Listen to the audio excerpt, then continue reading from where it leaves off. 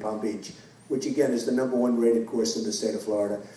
I'm going to try and catch it with Doral, but it's going to be, frankly, it's going to be very tough. But you can go to Doral or you can go to Palm Beach and you can have a lot of fun at a lot of other locations. So with that, I will just take a few questions and I'll just end by saying this will be really a spectacular place and I really think you'll all be very, very happy. We're going to invest a lot of money. We're mandated to invest something, but I think it's going to be a lot higher than that.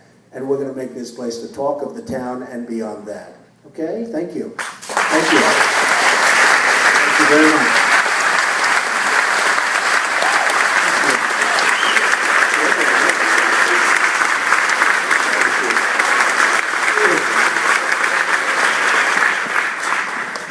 Thank you very much. Yes, any questions? Yes, sir. A lot of my neighbors tell me that they're afraid this is going to become so expensive they can't afford to live here anymore. How would you comment on that? Really right. You know, if you look at what I did, and I know a lot of people went up to Washington from the course, it was called Lowe's Island.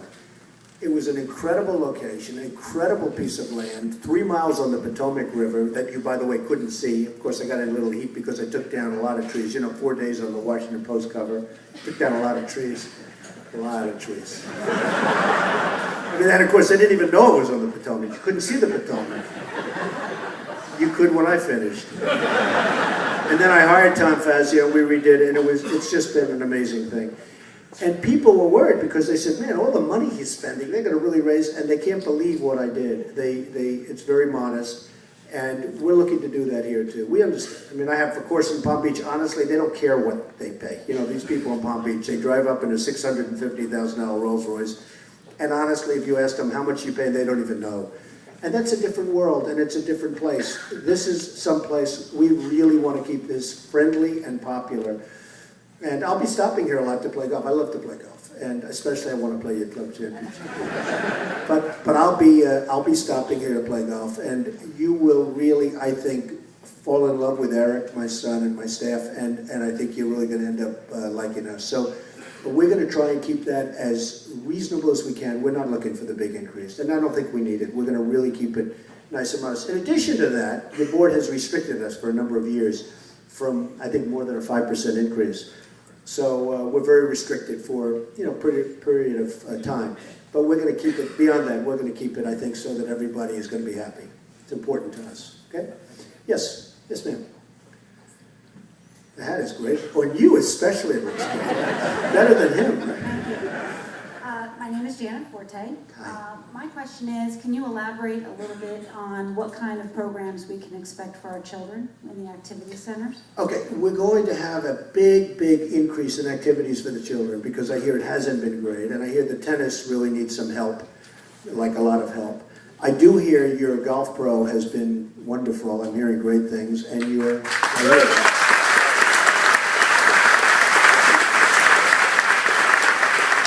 And I really like the job, and you know, from what we see, we're going to do a lot of work on the course itself, but I think your golf superintendent has done an excellent job because I know some others in the area that where they're not happy, and I know they're very happy here. We're going to take, I mean, just not to pick on two people, but even in a positive way, but we're going to take care, and I think it's very important. In one way, I'm glad you asked the question for a different reason. The staff is hopefully, as many as we can keep, we want to keep if they're good. Now, if they're not good, that's, you know, nobody wants to keep them, okay, and they understand that. But we tend to go in, and really keep the people that are here and make them better and make them really good. And some are really good to start off with. We don't go in and just do wholesale firings. It's never worked that way. And so we're going to really upgrade very, very substantially for children. And I think you'll be very, you know, I have a 5-year-old, keeps me young. I have a 5-year-old. Maybe I'll bring my 5-year-old. But I understand about the children, believe me. So we're going to really upgrade that because I understand it needs it badly, including new things. Okay? Okay, question? Yes, sir. Mr. Trump, first of all, it's an honor to have you here. Thank you. The question that I have and a lot of other members have is, what, and I know you said earlier that you turned down a lot of deals. Right. So what was it unique about this place that made you want to come here and invest all this time? Because there are some fears that you might come in here and purchase this place and then 5 years down the road flip it, for example. And without the Trump name, Right. So thank you. Well, it's a fair question. You know, what did I see in this place, for those that couldn't hear? What did I see in this that, you know, made me want to buy it? It just felt good to me. I came here, a friend of mine at Club Corporation told me about the problems that they were having with Crescent, that it was in bankruptcy, and he said he's a total professional, Tom Benenson, a total professional when it comes to clubs and golf in particular. And he knows I like the business. It's not so much I like the business. I find it a beautiful business. It's actually, generally speaking, not a very good business. You look at these places, they're all for sale. It's like crazy.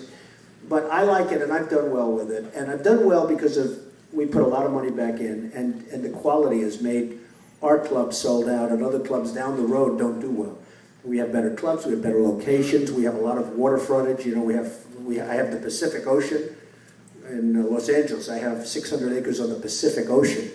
I have, you know, great, great places. So maybe that's the unfair advantage, or call it being intelligent. But when I came in here, I just found that it felt special to me. It needs work, it's a little tired, but it really, with work, it can be beautiful. And I have a son that really, Eric, who really liked it. And he's been here a number of times. And I have to tell you, you're people that Eric has become so friendly with and so respects so much. They have done a great job. And I know it hasn't been easy for them. And I'd like to give them, would you stand up, and you and your group, because they have worked hard. They really have. Stand up. I mean, stand up. Great job.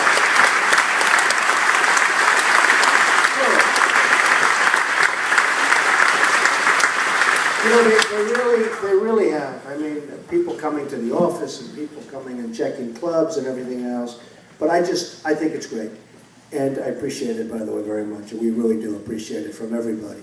So I just felt, just to finish the answer, I just felt it can be a special place. I'm not saying it's special now, it's tired. Okay? I mean, I don't want to insult anybody, but it's tired. In a little while, it's not going to be tired anymore. Don't forget, it got dragged through a vicious bankruptcy that lasted for a long time. And, you know, dealing with Crescent was not easy for anybody, including the board and including us. And they had one thing in mind, because they were essentially gone. And, you know, the people here have something very different in mind. You want to see something beautiful, and they just want to get the money they can get, and they want to go home. And I can't blame them either. So I just felt really good about it, and I think it's going to be something. I also like the state. I have people that live, friends that live here. It's a really good state. It's a successful, wonderful place, and I think we're going to make it something that you're going to be very proud of. Okay? Thank you. Okay, question? Any other question? Yes.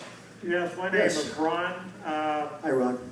I've looked at the information on a lot of the other clubs that you've purchased in the past, and one of the big issues that we've been dealing with here is what's the decision tree for the capital that you're going to spend here from the perspective of what the commitment is versus it looks like you spend quite a bit more than you commit to. I just want to understand what criteria. Right, I do, Ron, and that's why we have a number that we have to spend from your board, and they mandated, and that's fine. We didn't even negotiate with that point. We didn't even negotiate because we're probably going to spend a lot more. It needs a lot more.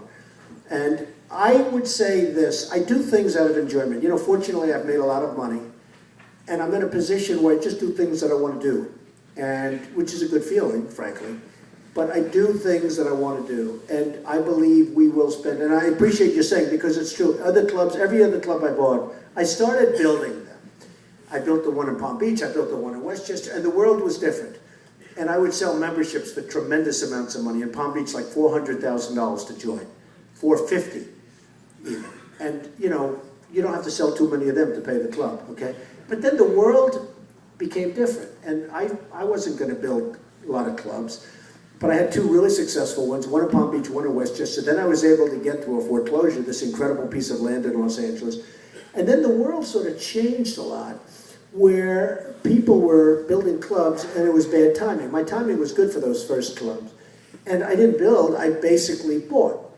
I bought clubs that were really good, but I bought them for, you know, a fraction of what they cost. And then I'd fix them.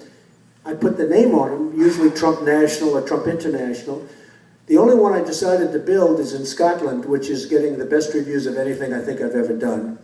And I said, it will be the greatest golf course anywhere in the world. And people are actually writing articles saying, he may be right. It's the most incredible piece of land. And I didn't build that for economically. I built that because of the fact that it will never happen again. It was these, I'm sure, do most of you know the story in Scotland, how crazy that is? I mean, it was a story where I bought dunes that were totally protected. You could hardly walk on them, let alone build on them. And I bought them for the right price because I couldn't build anything. It's like buying Central Park. It's wonderful to own it, but you can't do anything with it. And I flew into Scotland and I announced that we're going to build. These are the largest dunes in the world, the Great Dunes of Scotland. And the largest, most incredible dunes in the world, right next to Royal Aberdeen, which is said to have the best 9 holes of golf in the world. The other 9 holes is built on the flats, but the area in the dunes, and these are the same dune systems. Royal Aberdeen's the small part of the dune systems. So I bought this incredible, that took 40 years for a very great guy to assemble. He was an oil man, because I don't know if you know, Aberdeen is the oil capital of Europe. And he assembled, and I bought it inexpensively because you can't do anything with it. And then I came in, I said, can't do anything with it, right? And I had a news conference right under my airplane. And we had so much press. And I announced we're going to build the greatest golf course anywhere in the world because we have the greatest piece of land right along the North Sea. 3 miles more than that along the North Sea. And it's incredible. When you see the waves hitting the dunes, I mean, it's an incredible piece of land. And people were shocked. It took a number of years. I got the approval. And I figured I better build fast or they'll take that approval away. Because believe me, there were a lot of people who didn't want me to get the approval. Although, in actuality, 93% of the people in Aberdeen wanted it to happen. And I actually completed it, and it's now opening on July 1st or so, right in July, probably the end of June or July. We're figuring the date because a lot of the celebrities want to be there. Another place, by the way, that you can go. It's going to be incredible. So we've actually completed it. It's growing in, and when it's opened, I think it will be. We just saw an article today in Links magazine, the one that comes out very shortly, Links, where they're saying it could be the greatest golf course anywhere in the world. They actually said, what he said turns out to be true. It's maybe the greatest golf course in the world, one of the great golf critics. Now, of course, I wouldn't say one of the great golf critics if he said bad. I would have said one of the bad. But it's going to be great. So that's what we do. I mean, we do it and we love it, and we do spend more money than I normally have to. In Washington, I spent much more, double and triple what I was going to, because I don't care. I want to make it great. It's not like I don't sit down like corporate, like Doral. They spent a lot of money to buy it. They then built this massive ballroom, which was totally unnecessary, by the way. They built a brand new massive ballroom. And then after all the money was invested, they said, we made a bad deal. We shouldn't spend any more money. They didn't change the carpet in the rooms. The rooms are terrible, by the way. Don't go there for at least a year. Honest, I tell my friends, oh, I want to go to Doral. I said, the place is a shit house. You can't go there. But when I finish it, those rooms are going to be beautiful. But seriously, don't go there. Go to Palm Beach first, okay? And even the course is very tired. The whole place is tired. So they spent all this money, and I know exactly what you mean, because it's called return on investment. Return on investment. Don't they say ROI, right, on Wall Street? What's your return on investment when we paint the building? What's your return on investment when I put carpet in here and make it gorgeous? What's your return on when I get rid of these terrible, atrocious chandeliers and we put beautiful bronze chandeliers? I don't know what the return on investment. I can't figure it. You don't know. All I know is the place will be beautiful and the return on investment will be good. Probably for him. I'll be gone. It'll be good for him. But, so I spend a lot more money than other people would spend because I just do what's right. And after it's done, it ends up working out, and you'll all be happy. Okay, how about 1 or 2 more questions? Anybody else? Yes? My name is Kathy, and my question is, if there's a demand, would you consider increasing the number of golf upgrades? Golf upgrades? Yes. It's possible. I think I'd have to ask Eric. Eric, does that sound okay? I mean, it's up to the board and up to Eric, but if you want to do that, I think we're opening with 100, the golf upgrades. And everybody knows what that means, the golf upgrades, because we're opening with 100. So if it's okay with Eric and if it's okay with the board, I would certainly do that. Sounds like something that would be good. It sounds also like something that everybody wants, because we've had a lot of calls to the office asking that same question. So I think a lot of people are going to upgrade, and they should upgrade. And they might not be given too much of a chance to upgrade either. So they should upgrade, okay? Thank you. Good question. Okay, a couple of more? Yes, sir. Councilman the mic actually. What can we expect during these renovations? Will we still